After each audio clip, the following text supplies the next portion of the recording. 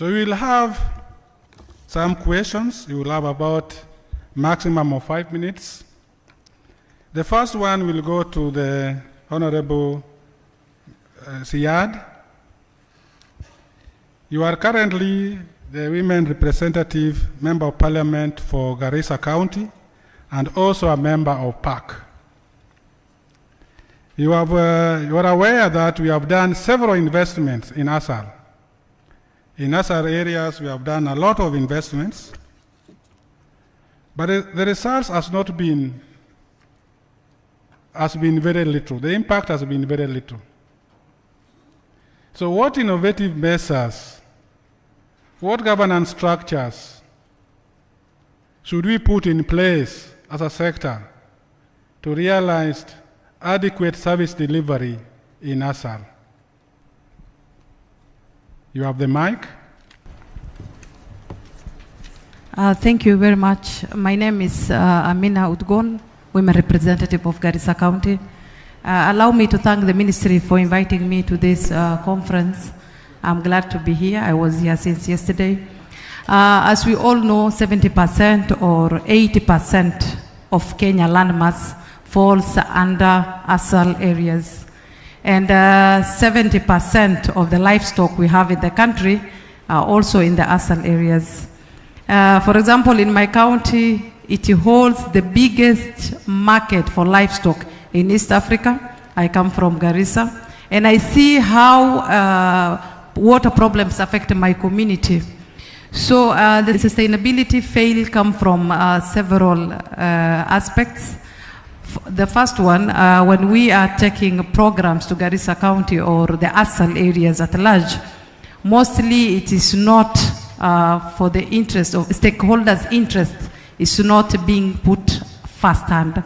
It's an individual interest whereby people will overstep the procedures needed to be followed, and there is no public participations in such areas. That's how we lose sustainability, and the government is using a lot of money to invest in water in these areas, but none is felt on the ground, unfortunately. The second problem is in Garissa, only in Garissa, I think, and Tana River is the only place that have rivers that they can use, but most of the Asal areas do not have permanent water resources. I just had the CS also telling us the same. And if we don't invest much in the places, then there will be a problem. Even in Garissa County itself, we have a river, but we don't have water in the town.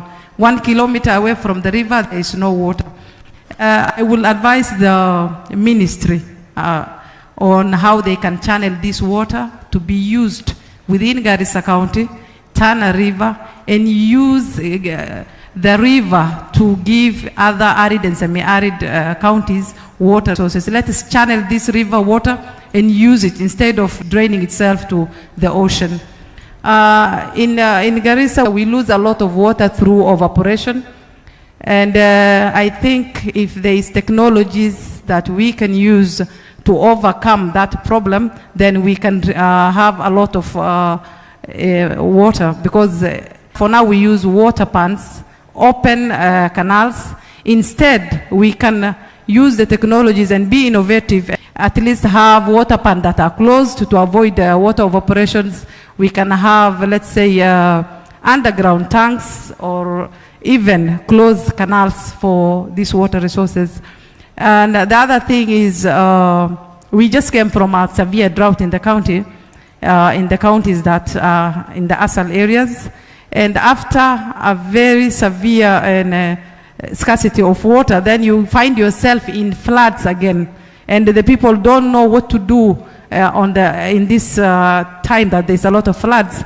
So if the water ministry and other water agencies can invest in educating the people from the Asal areas by water harvesting system, if we can harvest those rainwaters, then we can use them in dry seasons. So I will hope the ministry will take measures on water harvesting. Effective communication is needed for the people of Asal areas on how to do water harvesting.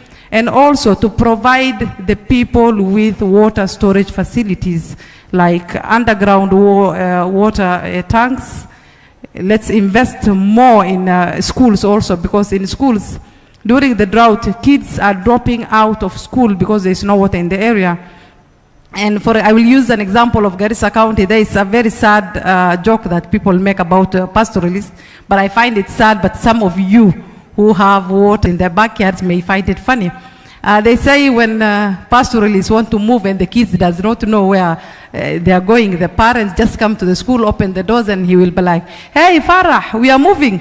You endelea tu kucheza na hizo makaratasi unacheza nazo hapo." And the parents just like that take the kids away from school and they move away from that particular school. So if there is a way that also the ministry and the government can put water around the schools, then we can keep these young children in school in my area. And we can also provide water tanks for the schools so that we keep these kids who I represent from the Asal areas to keep them at school. Before, I think my time, you see very few Somali or Asal women coming to conferences. And I'm glad these days we are coming up thanks to the government and the little resources we are having to catch up. Before we used to say we are marginalized community, but with devolution, thanks to God, most of us are now in the limelight and are fighting for our spaces within the communities. I would like to thank the water ministries. For me, it's just those measures. If we can control the contractors on also having researches done on grounds where that we can identify aquifers, the main aquifers that we can get water. If we identify that, then we have no problem. Because in some cases, sitting in the park committee, at times water agencies come and their problem is they use resources, but there was not yield, there was no water found on the ground. If the government and the ministries can invest on identifying places that has water, then we will not waste these small resources we have for water investment and all that. They can identify. There is no need for drilling several meters down the ground and find gas or no water at all or salt water. I think we can invest and be innovative and create a situation whereby the engineers know already where there is water and where there is no water, so that we can cap on such problems. For me, that's all I have. If every school should be given a water tank to facilitate them and have water pans around the school, so that we can also keep our children of the Asal areas in school. Thank you very much. Thank you so much, Honorable Siad. Let's appreciate her. Very useful suggestions: community education, community awareness, public participation, doing water resources, storage tanks, and involving school, including culture change and groundwater mapping. Thank you so much indeed.